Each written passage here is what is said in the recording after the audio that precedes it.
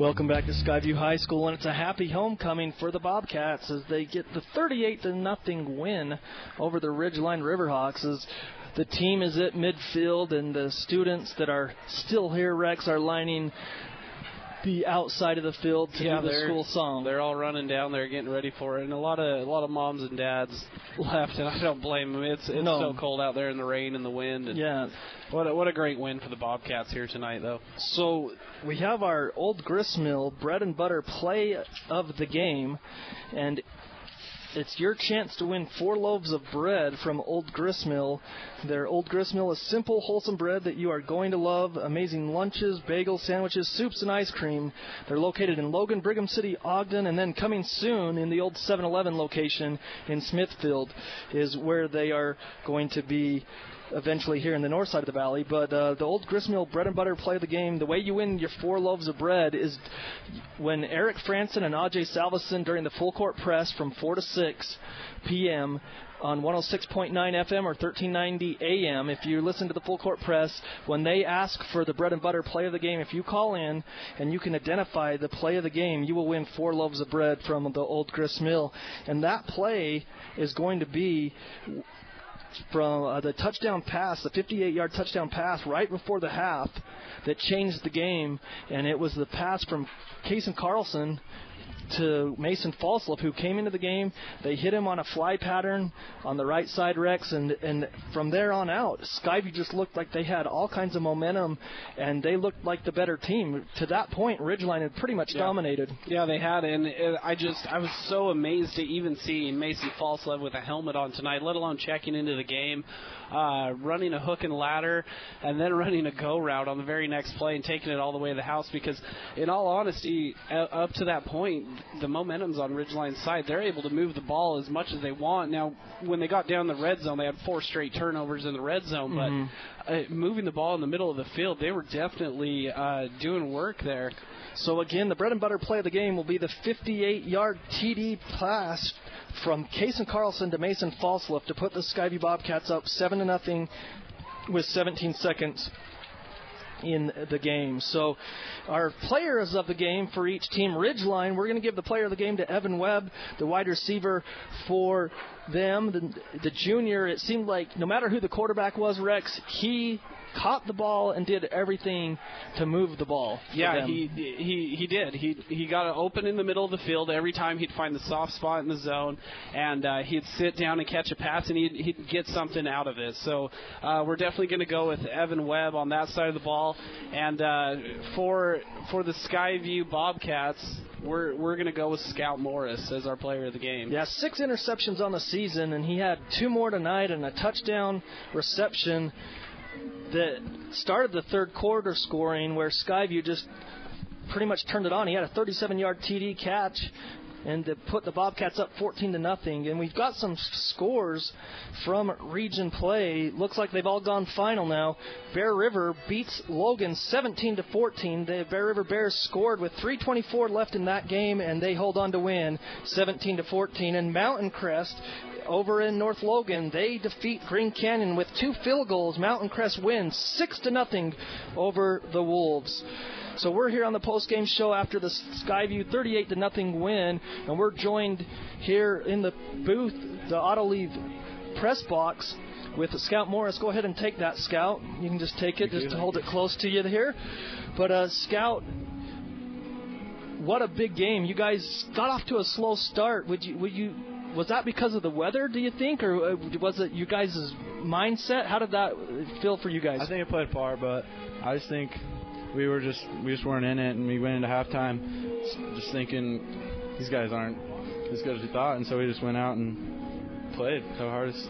Well, the third quarter, you guys just dominated, and you guys struck quick, and it was your 37-yard touchdown pass to start things. I mean, how good did that feel to get the scoring going? Because it really was slow for your offense tonight. Oh, it was great. It was just good to take that momentum from them and just go ahead, and then it was just rolling from there. Scout, I got a question for you. Tonight you had 2 interceptions. You had 1 touchdown reception. Just as a personal opinion, what feels better, the takeaway on the interception or the touchdown reception? Which one would you pick? Definitely the interceptions. I'm definitely a defensive guy. Okay. You know? I love it. You almost had a hat trick. I almost had that third one, a little too high, you know. Well, you have 6 interceptions on the season. You know, you guys are clicking. What was it, though, that you guys decided at halftime, or what was talked about? Because you guys really looked like, the first half, I'd say Ridgeline kind of looked like the better team, but in the second half, you guys absolutely just blitzkrieged them. They had no answer. Oh, I don't know. I don't know. We were motivated that, like, we can't be only up 7-0 at half. You know, we're the better team here, we feel like. So we had to come out and play better, and we did. So we did. Okay, well, you've had a lot of home games in a row. Now you're going out on the road. You head to Hiram to face the Mountain Crest Mustangs. Yeah. They're 2-0 in region play as well. Mm-hmm.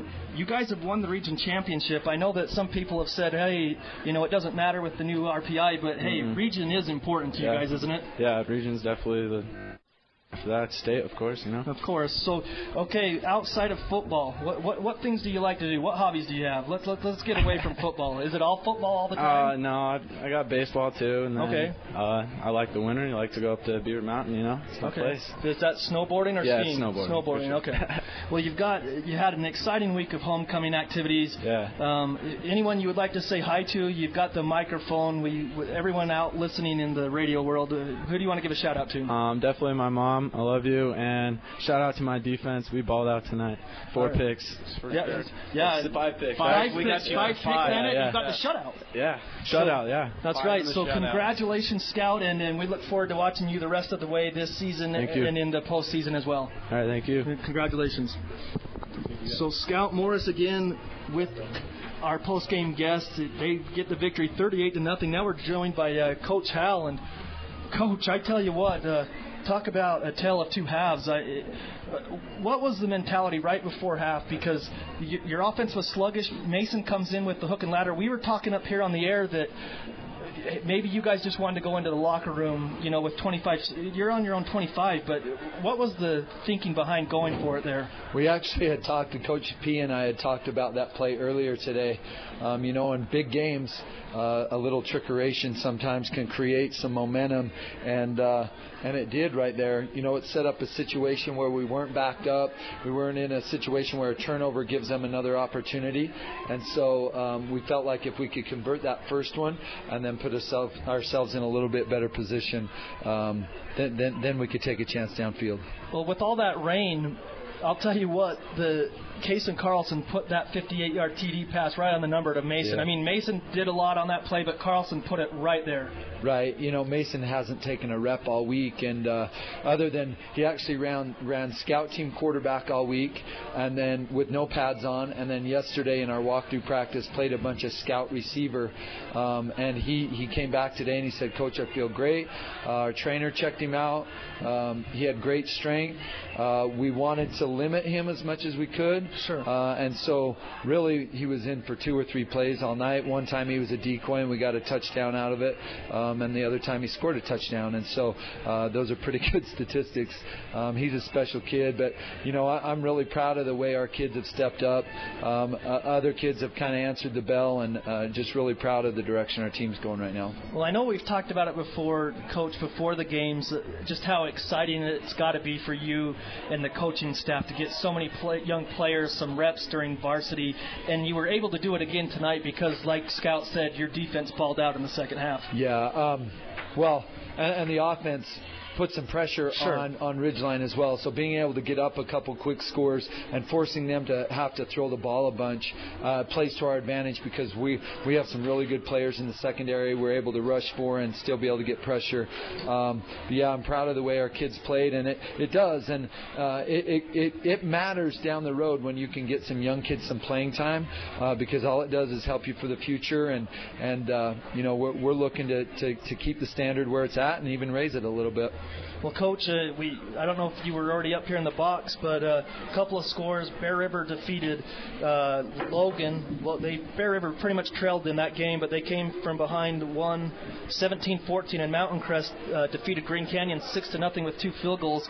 So for the region championship looking forward? I know you do one game at a time, but that game in Hiram next week, that's a big one. Yeah, it's huge, and I know it's their homecoming too next week, and so we're going to have to come back and get ready to go again and get better. We have to get better next week. Mountain Crest has a really strong tradition. They play great defense out there. We're going to have to be playing our best to be able to be successful there, and hopefully we'll let our kids enjoy this weekend with our homecoming, and they'll come back Monday fresh and energized and ready to go. Well, Coach, congratulations on the victory tonight. I mean, your defense, that's got to feel good for you, but Absolutely. You guys got the shutout. Yeah. I mean, your first one of the season, but great win tonight, and congratulations on the victory. Yeah, absolutely. All about these kids. We talked, we watched our highlight video right before we came out tonight, and I told the kids, I said, after watching that, I didn't see one coach make a play there. Players make plays, and I felt like our kids really stepped up and did a fantastic job with that tonight. Well, Coach, again, congratulations, and always thank you for your time. Yeah, thank you. Appreciate it.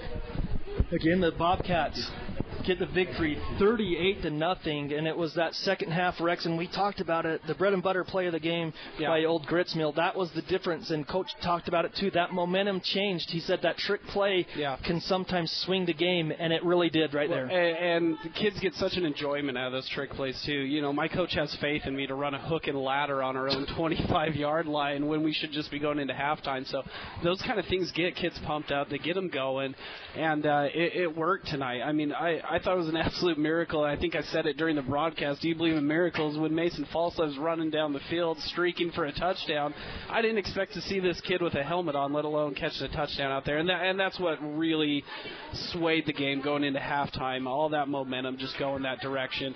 Defensively, coming up with 5 interceptions, the Skyview Bobcats just... And they got a fumble recovery early on, too. Fumble recovery, 4 turnovers to start the game in their own red zone. I mean, the Skyview defense definitely came out, and as Scout Morris said, they definitely balled out tonight. Well, again, Skyview gets a victory, 38-0.